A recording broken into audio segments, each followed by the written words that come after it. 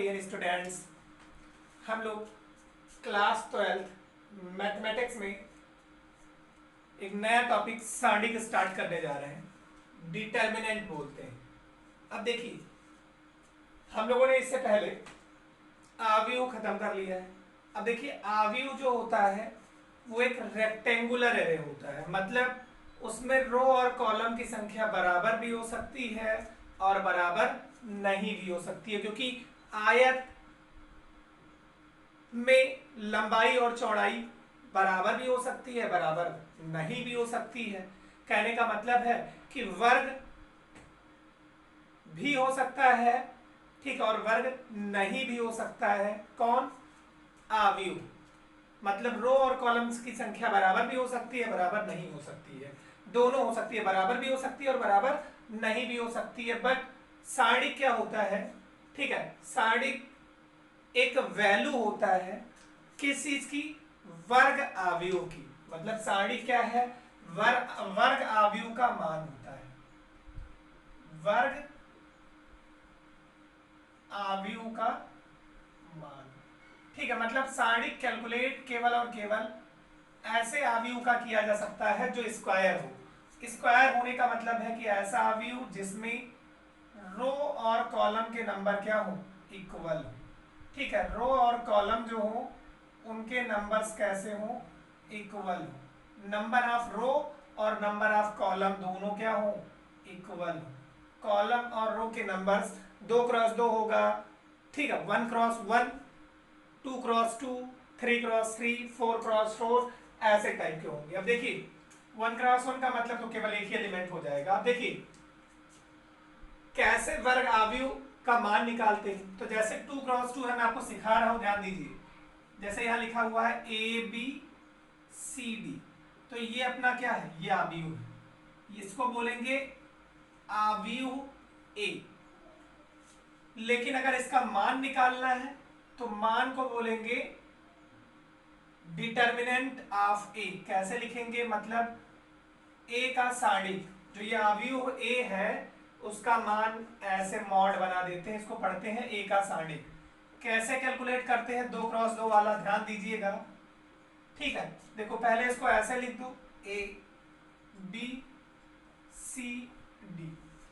देखो इसका यहां मल्टीप्लाई करेंगे, ध्यान देना, AD और माइनस BC, यही अपना क्या होगा? Determinant A। ये आपको समझ में आ गया होगा। कोई दिक्कत होगी तुरंत बताइएगा। देखिए, जैसे आपको एक बात और बोला जाए A एक आव्यूह है, 2 3 4 8, और आपको बोला जाए कैलकुलेट डिटर्मिनेंट A। तो देखिए डिटर्मिनेंट A कैसे होगा? 2 3 4 8 लिखेंगे, 2 3 4 8।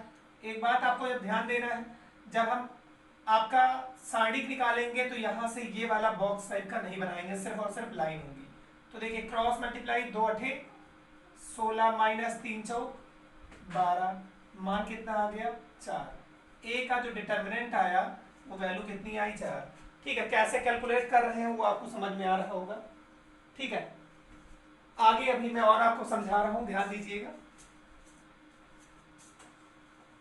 ठीक है, देखिए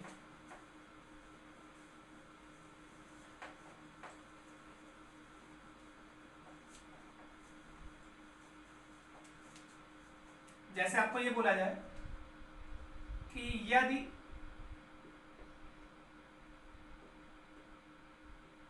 A बराबर 2 3 4 6 4 5,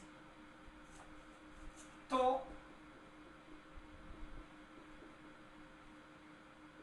ज्ञात करो A part determinant of A और B पार्ट आपसे बोला जाए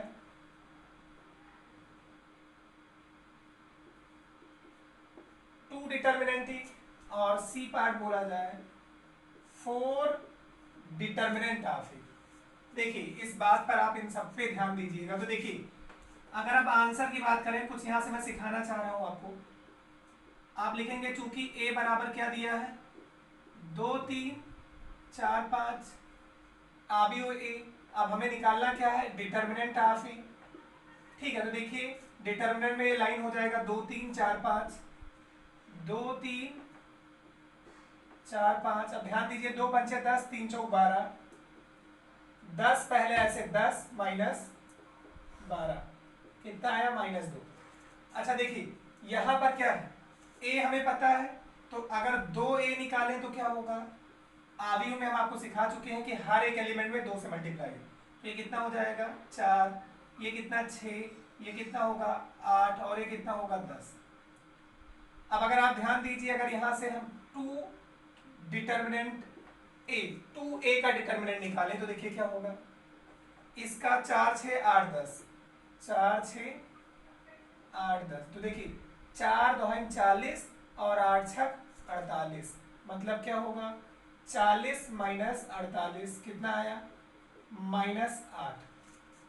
अच्छा एक बात ध्यान दीजिए, मैं यहां पर निकालूं अगर 4 डिटर्मिनेंट ऑफ ए, मतलब 4 डिटर्मिनेंट ऑफ ए का क्या मतलब है, जो डिटर्मिनेंट ए की वैल्यू है उसका 4 गुना, तो डिटर्मिनेंट ए कितना है -2 और उसका 4 गुना करना है, कितना आया -8। अब यहां से कंक्लूजन देखिए निकला कि 2a की वैल्यू किसके बराबर है, 4 डिटर्मिनेंट ऑफ ए। अच्छा अभी मैं यहां से एक रिजल्ट आपको निकाल के दे रहा हूं, यहां से आपको समझ में कुछ आया होगा कि अगर 2 से मल्टीप्लाई करें तो डिटर्मिनेंट की वैल्यू, देखिए इसका ऑर्डर कितना है 2 क्रॉस 2, तो उस 2 पर पावर 2 हो गया, 2 दूनी 4 ही हो गया। अभी मैं आपको एक रिजल्ट दे रहा हूँ, ध्यान दीजिएगा। कुछ ये तो आपके यहाँ मतलब जेई वगैरह में डायरेक्टली पूछा जाता है इस टाइप में, आपको वहां का कोई दिमाग नहीं लगाना है। अभी आप बोर्ड की तैयारी कर रहे हैं, बोर्ड पर ध्यान दीजिए। तो देखिए कैसे, मतलब ये 2a और 4 डिटर्मिनेंट ऑफ ए, 2a का डिटर्मिनेंट ये निकल गया -8 और 4 डिटर्मिनेंट ऑफ ए वो भी कितना है -8, ये आपको समझ में आ गया होगा। अब देखिए कुछ क्वेश्चंस में ऐसा दिया भी हो सकता है, ठीक है, क्या दिया हो सकता है, अभी मैं 3x3 से आपको समझा रहा हूँ। ठीक है, ये क्वेश्चन आप नोट डाउन कर सकते हैं वीडियो पॉज करके। देखिए क्वेश्चन, यदि a इक्वल्स टू 2 3 4 1 0 8 0 2 5, ठीक है, तो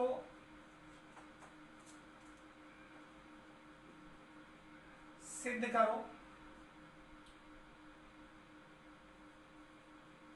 3 determinant of A equals to 27 times determinant of A. 3a का जो डिटर्मिनेंट है वो 27 times of determinant of A है। तो देखिए कैसे ये कर रहा है, इस पर ध्यान दीजिए, ये डायरेक्टली रिजल्ट भी है। कैसे अभी मैं आपको रटा भी दूंगा, उस पर दिक्कत की बात नहीं, पहले आपको ये प्रूफ करने के लिए बोर्ड में बोला गया तो कैसे करेंगे। देखिए a आपको निकालना ही निकालना है, तो देखिए सिंस a कितना दिया हुआ है 2 3 4 1 0 8 0 2 5, तब देखो डिटर्मिनेंट ऑफ ए कैसे निकलेगा, ये 210 302 485, इसको हमें क्या करना है ओपन। कैसे ओपन करते हैं, क्लास 11 फिजिक्स में भी आप सीखे हैं। देखिए इस 2 को लिखेंगे, फिर ये वाली लाइन ये वाली ढक लेंगे, 0 और 5 का मल्टीप्लाई 0 और 8 2 जा 16, फिर -1 इस वाली लाइन को ढक लेंगे, इसको भी ढक लेंगे, 3 5 जा 15 4 2 जा 8 प्लस 0, ये वाली लाइन ढकेंगे ये वाली लाइन ढकेंगे, 3 8 जा 24 -4 0 जा 0। कोई दिक्कत होगी तो आप बताइएगा। डिटर्मिनेंट ऑफ ए देखिए ये -16 2 से मल्टीप्लाई -32, 15 -8 कितना होगा 7 और -1 से मल्टीप्लाई -7 ये 0, ये सब मिला के कितना आया -39। अब देखिए क्या निकालना है 27 ऑफ डिटर्मिनेंट ऑफ ए, तो देखिए 27 टाइम्स डिटर्मिनेंट ऑफ ए, इसी में 27 से क्या कर देंगे मल्टीप्लाई, 27 मल्टीप्लाई बाई 39, तो देखिए 39 27, अगर इसको हम 40 कर देते, देखो 40 मैं मल्टीप्लाई वैसे कर दे रहा हूँ 40, तो ये होगा 0, 4 7 28 के 8 हासिल 2, 4 दूनी 8 और 10, 1080। लेकिन ये कितनी बार होना चाहिए 39, तो इसमें से एक बार 27 क्या कर दें माइनस, तो ये आया 3, और ये उधार दे दिया 7, 7 में से 2 गया 5, ठीक है 1053। तो ये सब मिला के कितना आया 1053 माइनस 1053। अब देखिए ये तो अभी अब आ रहा है, वहां RHS निकला है 27 टाइम्स मॉड ऑफ है या 27 डिटर्मिनेंट ऑफ है। देखिए 3a की अगर हम बात करें तो देखिए 3a क्या होगा, अगर 3a की बात करें तो हर एक एलिमेंट में 3 से मल्टीप्लाई, तो 6 1 0 9 0 6 12 24 15। अब देखिए 3 डिटर्मिनेंट ऑफ ए करेंगे तो देखिए 6 1 0 डब्बा बन जाएगा, ये इसको हटा देंगे तो देखिए 9 0 लाइंस बन जाएंगी 0 9 0 6 12 24 15। अब देखिए इसका जब डिटर्मिनेंट निकालेंगे तो 6 तो ऐसे ही हो गया, ये लाइन ढक गई, 0 से 15 का मल्टीप्लाई 0 और 24 का 6 में मल्टीप्लाई, तो 6 4 जा 6 चौक 24 के 4 हासिल 2, 6 दूनी 12 और 2 14, 144। फिर क्या लिखेंगे -1, ये वाली लाइन ये वाली लाइन ढक लेंगे, 15 9 135 और -12 6 72। देखिए +0 और ये 0 है, कुछ भी ओपन करेंगे तो 0 ही आएगा, इसलिए इसको इतना छोड़ दीजिए। तो देखिए क्या है 6 चौक 24 के 4 हासिल 2, 6 चौक 24 2 26 के 6 हासिल 2, 6 करने 6 2 8, और यहाँ देखिए -5 में से 2 गया 3, 13 13 में से 7 गया 6, तो देखिए ये -3 और 4 कितना हो गया 7, 6 और 6 12, ठीक है 1 मिनट, 4 3 7, सही है।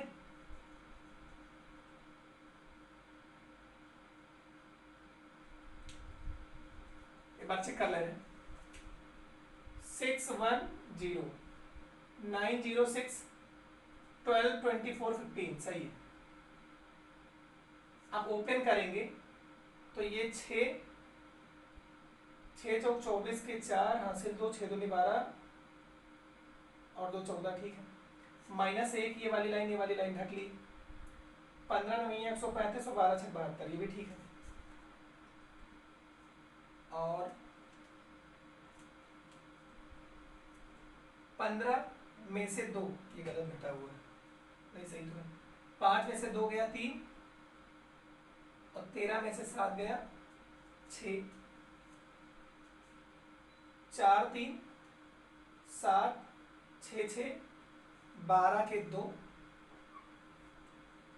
और हासिल आया 1 और 1 और 8 9, ये कुछ गड़बड़ लग रहा है, कहाँ पर गड़बड़ी हुई एक बार चेक करने दीजिए। ये वाला एक बार लाइन देखें, ये हुआ 2, ये ढक लिया, यहाँ ओपन करने में गड़बड़ी हुई मेरे ख्याल से, एक बार आराम से इसमें गड़बड़ी होती तो पता नहीं चलता। देखिए ये है 2 और ये 6 सही है, -1 15 -8 ये भी सही है, तो ये आया 15 में से 8 गया 7 और 16 दूना 32 7 39 39 से 27 टाइम से ये गुणा एक बार देख लो, 27 और 39 का गुणा, 7 9 63 के 3 हासिल 6, 7 3 21 और 6 27, 2 9 18 का 8 हासिल 1, 2 3 6 1 7, ये हुआ 3, ये 8 7 15 के 5 हासिल 1, 7 2 9 1 10, 1053, ये तो ठीक है वहां तक। चलिए ये तो ठीक है, अब यहाँ देखते हैं 3a, तो इसमें 3 से अगर मल्टीप्लाई करें तो 6 1 0, ये गड़बड़ी हुई, देखिए 3 से मल्टीप्लाई करेंगे तो ये 1 नहीं ये 3 हो जाएगा, ये कितना हो जाएगा 3, तो यहाँ कितना रहेगा 3, तो ये जब 3 रहेगा तो यहाँ कितना आएगा 3, तो देखिए अब ये क्या होगा, ये आया 63, थोड़ी सी गड़बड़ी थी, 3 से मल्टीप्लाई होगा तो 1 किया था वो 3 होना चाहिए, तो देखिए ये हुआ 6 चौक 24 के 4 हासिल 2, 6 चौक 24 2 26 के 6 और हासिल 2 6 करने 6 2 8, और देखिए -3 गुणे 5 में से 2 गया 3 और 13 में से 7 गया 6। ठीक, आगे ध्यान दीजिए, देखिए -864 और -3 त्रिका 9 और 3 छक 18, 189। तो देखिए 3a का डिटर्मिनेंट क्या होगा, 9 और 4 13 के 3 हासिल 1, 8 6 14 1 15 के 5 हासिल 1, 8 1 9 1 हासिल 10। दोनों लोग माइनस है तो क्या हो गया माइनस। तो यहां से अगर आप ध्यान दीजिए तो आगे क्या लिखेंगे, इसलिए क्या हो गया 3a का डिटर्मिनेंट अगर आप ध्यान दीजिए और 27 डिटर्मिनेंट आपसे देखिए तो वो वैल्यू क्या आई है इक्वल। मतलब अब ऐसा कुछ बोला जाएगा तो आप कैलकुलेट कर लेंगे। ठीक है, ये बात आपको समझ में आ गई होगी। अब देखिए एक बात मैं आपको डायरेक्टली रिजल्ट दे रहा हूं, वो आपको ध्यान देना है। ध्यान ये देना है कि आपको कहीं ऑब्जेक्टिव में डायरेक्टली मिले तो कैसे आप करेंगे, वो आप ध्यान दीजिए कि कौन सा विकल्प सही होगा। ये तो आपको समझ में आ गया। देखिए जैसे अगर आपको ये दिया हुआ है कि डिटरमिनेंट ए, मतलब पहले अवयव ए दे दिया कि ये कैसा है, ए जो है वो आपका एक 2x2 का अवयव है। तो अगर कोई पूछे 3a का डिटरमिनेंट कितना होगा तो आप ध्यान रखिएगा, जैसे ये 3 है तो ये क्रॉस देखिए 2x2 का है तो 2 पावर a, मतलब कितना होगा 9 डिटरमिनेंट ऑफ a के बराबर होगा अगर 3a पूछा गया। अगर 2a पूछा जाता तो क्या होता, 2 के power 2 into determinant of a, वो कितना होता 4 डिटरमिनेंट ऑफ a। अगर ये पूछा जाता 5a डिटरमिनेंट, 5a का डिटरमिनेंट कितना होगा तो 5 स्क्वायर डिटरमिनेंट ऑफ a, तो ये हो जाता 25 डिटरमिनेंट ऑफ। अच्छा अगर यही a जो होता वो कितने का होता 3x3 का, और कोई पूछा 2a का डिटरमिनेंट कितना होगा तो 2 के पावर 3 कर देते हो डिटरमिनेंट ऑफ a, मतलब क्या हो जाता 8 डिटरमिनेंट ऑफ a। अगर ये आपसे पूछता कोई 5a कितना होगा, 5a का डिटरमिनेंट तो क्या होता 5 के पावर 3 डिटरमिनेंट ऑफ a, 25 पंचे 125 डिटरमिनेंट ऑफ a। ये आपको डायरेक्टली बताया गया है, आपके यहाँ ऐसा नहीं आएगा, ऑब्जेक्टिव में भी हो सकता है आ जाए। ठीक है, तो ये आपको याद रखना है। ठीक है, जितने से मल्टीप्लाई करेंगे और ये जो इसका ऑर्डर होगा उसको इसके पावर कर देंगे, डिटरमिनेंट ए से मल्टीप्लाई कर देंगे, वही रिजल्ट होगा। तो ये बात तो आपको समझ में आ गई। ठीक है, मतलब आपको अभी मैंने निकालना डिटरमिनेंट ए सिखा दिया, डिटरमिनेंट ए निकालना आपको आ गया। उसके अलावा डिटरमिनेंट के अलावा 2 से मल्टीप्लाई 3 से मल्टीप्लाई करके डिटरमिनेंट निकालना आपने सीख गया। ठीक है, कोई एक रिलेशन दिया हुआ उसको फाइंड आउट कर ले रहे हैं। अच्छा एक बात और है, क्वेश्चन जैसे मैं यहां लिख रहा हूं, यदि x 2 4 x equals to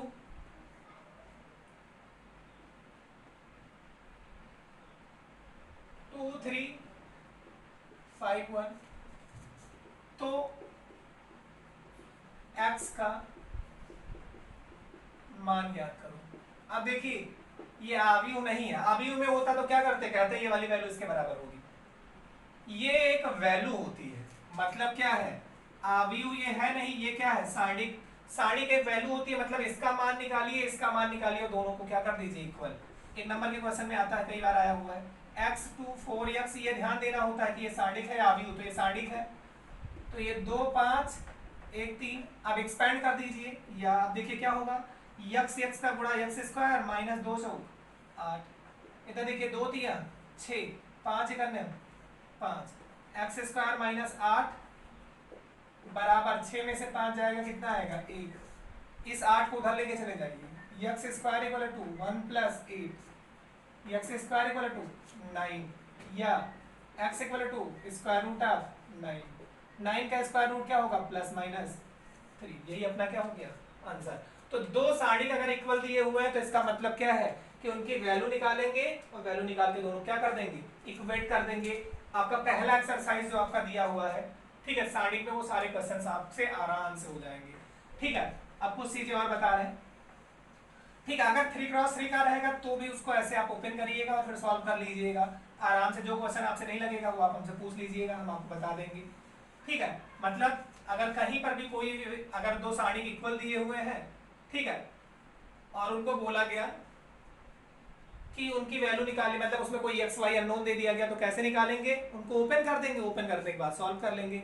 simple है, जैसे अभी मैंने बताया है, वो आप ध्यान रखिएगा। ऐसे क्वेश्चंस आपके एनसीईआरटी के पहले चैप्टर में मिल जाएंगे। अगर आपसे कोई क्वेश्चन नहीं लगेगा तो आप हमें बताइएगा। आप देखिए कुछ रूल्स बताने जा रहे हैं, वो आपको ध्यान देना है। देखिए जैसे अगर मैं आपको बताऊं ये 1 है, ये 2 है, ये 3 है, ये 4 है, कोई दिक्कत नहीं है। अगर इसको आप ओपन करिए तो देखिए क्या मिलेगा।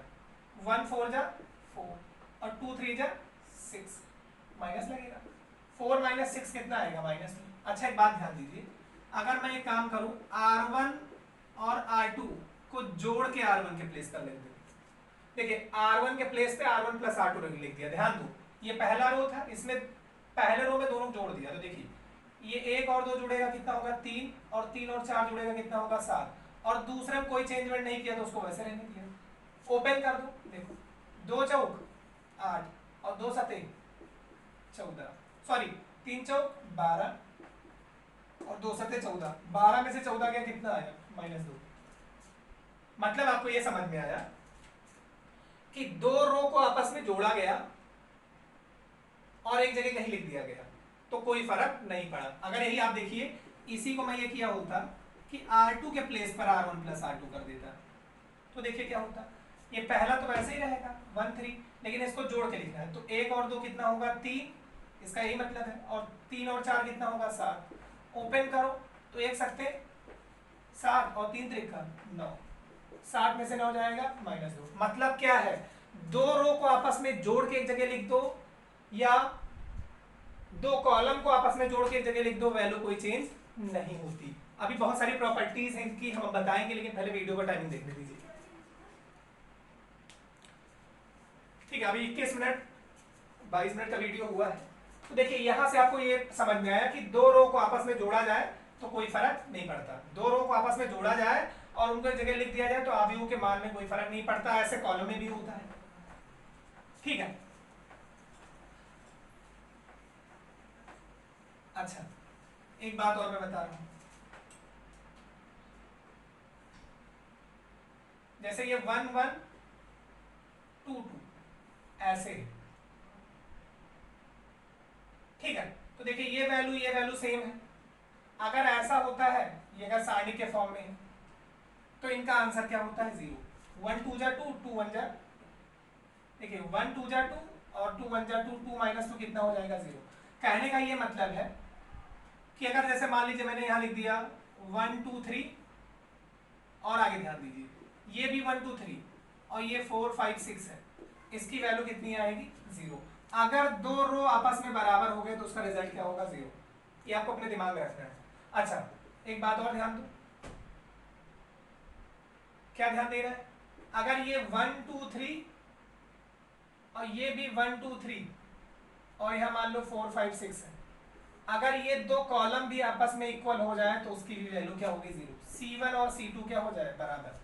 मैं ओपन करके आपको दिखा दे रहा हूं, जैसे मैंने यहाँ दो रो बराबर लिए हैं, ओपन करके एक दिखा दे रहा हूँ, दूसरा आप मान लीजिएगा, क्योंकि हम आपको बता रहे हैं, हमें वो पता होगा इसलिए बता रहे हैं। देखिए ये 1 है, ओपन करेंगे तो देखिए 2 6 12 और 5 या 15, 12 में से 15 घटेगा -3, यहाँ -2 लगाएंगे, देखिए ये ढकेंगे, 1 छक्का 6 और 4 या 12, 6 में से 12 घटेगा -6। अब देखिए +3, ये वाला ढके, 1 पंचे 5 और 2 चौका 8, 5 -8। तो देखिए 1 और -3 का गुणा -3 और माइनस प्लस 2 छक 12, देखिए 5 में से 8 जाएगा कितना आएगा? -3 और -3 और 3 का गुणा -9। देखिए -3 -9 हो गया -12 और +12, कितना रिजल्ट आया? 0। मतलब दो रो, ये देखिए ये दो, पहला रो और दूसरा रो क्या है? बराबर, तो रिजल्ट क्या आया? 0। मतलब आपको जो बता रहे हैं उस पर ध्यान दीजिएगा। अगर कोई दो रो बराबर है तो मान 0 होगा। देखिए कोई दो रो है तो मान 0 होगा। दो कॉलम भी, ये एक कॉलम ये दो कॉलम, देखिए 1 2 3 1 2 3 सेम वैल्यू आ गई तो उसका रिजल्ट क्या होता है? 0। और क्या हम लोगों ने सीखा कि किन्हीं दो रो को या किन्हीं दो कॉलम को जोड़ के एक जगह लिख दिया जाए तो भी उसके वैल्यू में कोई चेंज नहीं होता।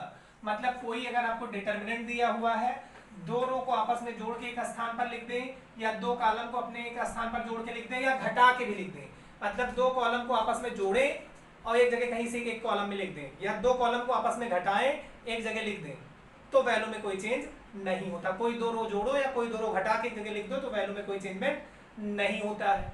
दूसरी बात, कोई दो रो या कोई दो कॉलम के हर एक एलिमेंट सेम है, मतलब एबीसी टाइप के हैं, 1 1 1 2 2 2 भी है, तो भी उसकी वैल्यू क्या होती है, 0 होती है। आगे अभी बहुत सारी प्रॉपर्टीज हैं, वो सारी डिस्कस करेंगे नेक्स्ट क्लास में। मैक्सिमम इसमें 3 क्लास लगेगी, क्योंकि क्वेश्चन ज्यादा नहीं है, लेकिन ये है कि रूल्स ये सारे जो बता रहे हैं ये बहुत इंपॉर्टेंट है। एक क्वेश्चन 5 मार्क्स का एकदम डेफिनेट तय रहता है कि साढ़े से आपके बोर्ड पेपर में आएगा। ठीक है, ये वाली प्रॉपर्टीज बहुत इजी होती है, बहुत इजी टॉपिक है, अभी इससे इजी कुछ भी नहीं मिलेगा। आगे तो इससे अच्छे अच्छे ही टॉपिक्स आएंगे, ये बहुत ही इजी है, तो आगे देखेंगे बाद में नेक्स्ट क्लास में। Thank you.